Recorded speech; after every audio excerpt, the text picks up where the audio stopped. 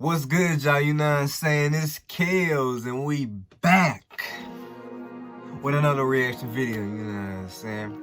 And today we're gonna be reacting to another one of these videos. I haven't really said his name a lot, but he's Hood Nature.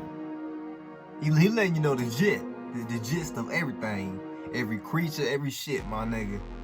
But yeah, we watching this shit, you know what I'm saying? And I can already tell it's gonna be some bullshit. I saw the thumbnail and it was something, I don't know if that's a jellyfish. That might, it probably a jellyfish.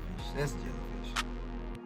Yeah, but he looks like a dumbass nigga. But before the video starts, I want you to like, comment, and subscribe, post notifications because I will be posting weekly. And yesterday I did a story time with kids. Want you to go check that out, the pen story. And that's gonna be linked in the description. I'm gonna leave the last video I reacted to one of his around here. Y'all go check that out. I forgot what it was. I think it was the Seals. Yeah, the Seals. They was getting bitched like a motherfucker, boy. Feel bad for them, you know. But other than that, we're gonna get straight into this video, y'all. Come on. Let me get my shit right. But yeah.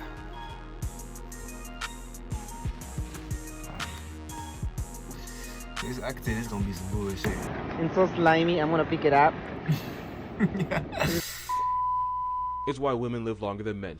Like this. That is not a jellyfish, it's a Portuguese man-o-war, also known as a blue bottle, also known as a floating terror. It's a species of siphonophore armed with millions of explosive stinging cells powerful enough to make Nemo an orphan and occasionally turn a person into past tense. This man-o-war is responsible for up to 10,000 stings in Australia alone, and the venom can cause excruciating pain for up to 3 days, leaving a nasty whip like, well, a souvenir.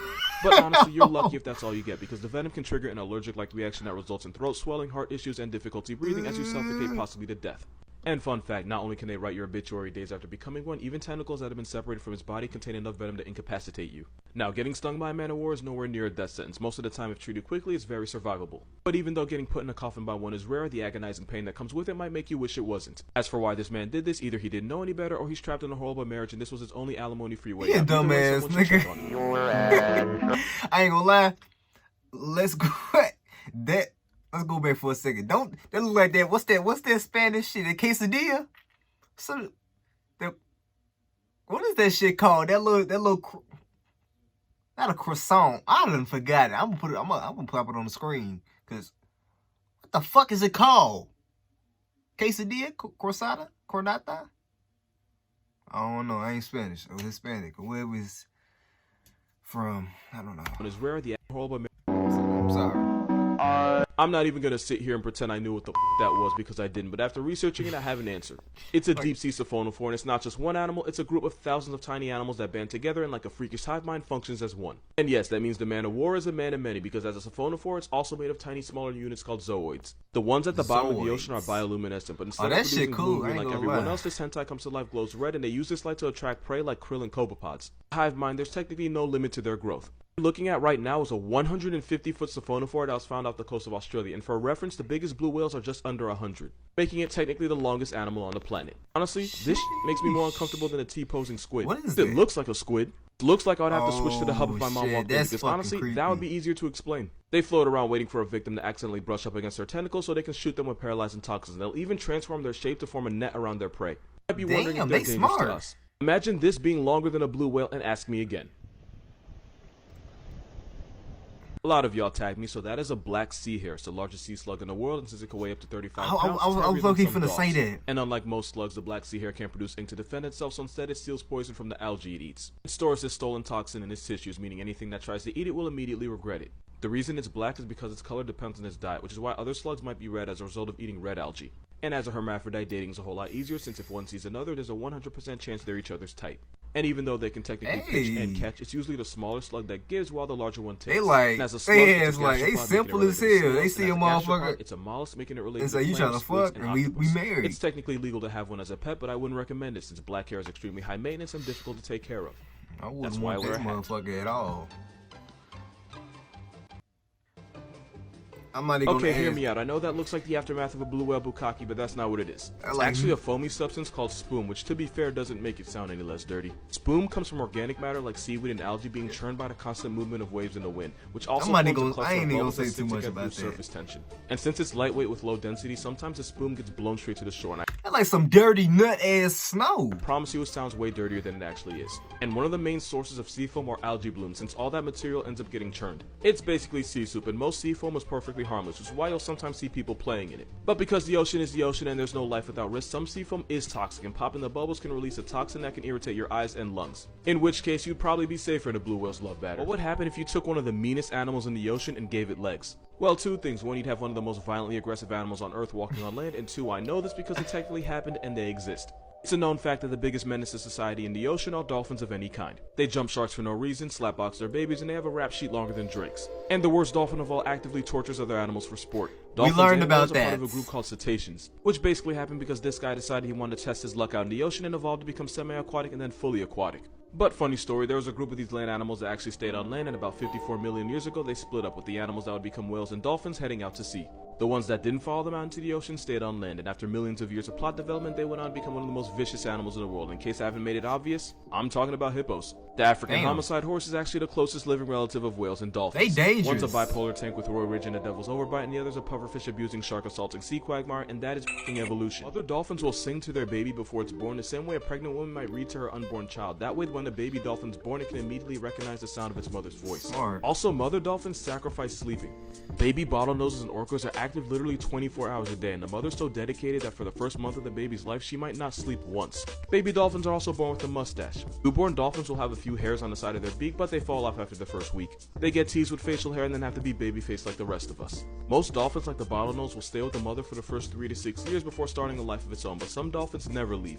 Not only will some orcas never leave their mother's side, they also can become really close to their grandmothers. Older female orcas will reach menopause, and once they can no longer have any babies of their own, they focus their energy on raising their kids' kids. She'll teach the younger generation all the best places to find food, and she'll even babysit her grandchildren when a mother dies for fish. Hey, they actually... Granny orcas are so good at what they do that grandkids that are raised by their menopause mothers have a higher chance of survival, and since orcas can live to 90 years old, that's a lot of grandkids. Yes, orcas get menopause, and it makes them the best grandmothers in the ocean. Remember that dolphin sound effect from SpongeBob that was supposed to be like a sensor? They actually cool. You know what the I'm talking about. Commercials. Well, that sound didn't actually come from a dolphin. It was actually the sped up laughter of the kookaburra. It's a kingfisher bird found in Australia that sounds like a guy trying way too hard to laugh at a cute girl's jokes.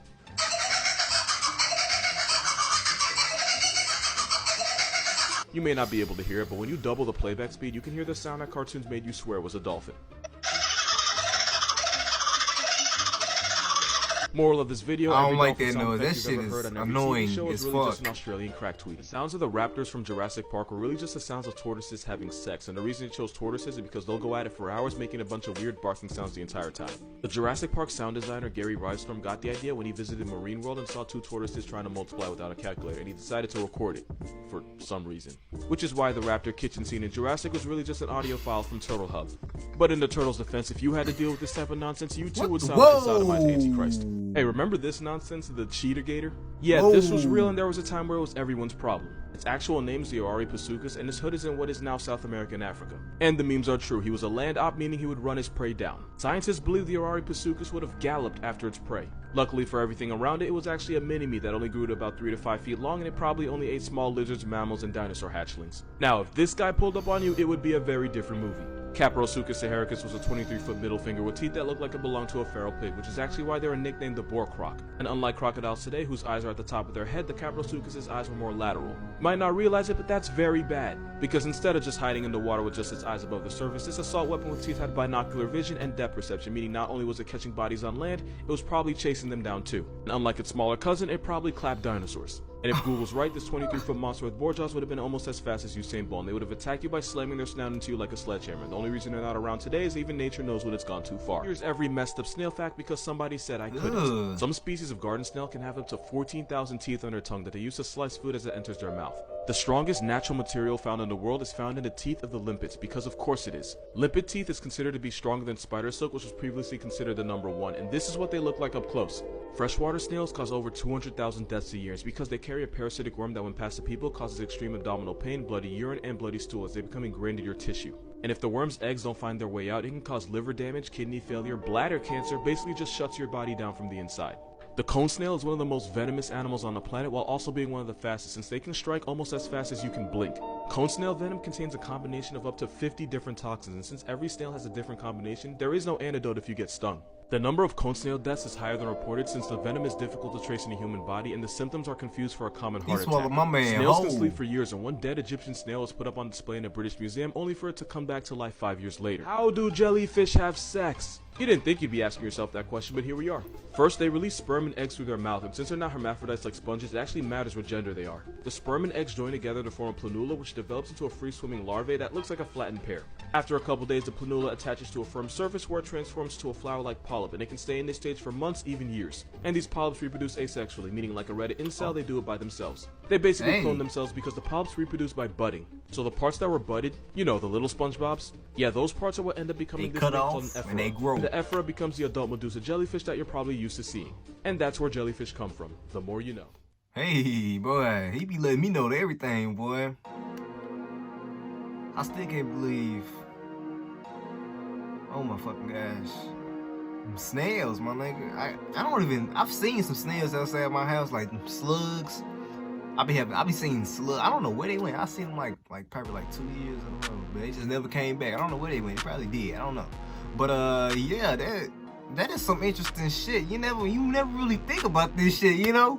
Like, especially here, I didn't know them dolphins and killer whales. I didn't know they were good parents. You know what I'm saying? Like, they take care of their family. You know, I can't say that for most people. You know, but you know that's real good to know. You know what I'm saying? Like, they're not just evil. What it is, they fucked up, but you know they're not that fucked up. You know, they like real niggas, but they just don't fuck with nobody else. You know what I'm saying? Yeah, I don't know, but yeah, I hope you enjoyed the video. I want you to like, comment, and subscribe, post notifications because we post, but you know, we're coming, y'all. And I'm gonna leave the link in the description when check this out like always. But other than that, hope you enjoyed the video and peace, y'all.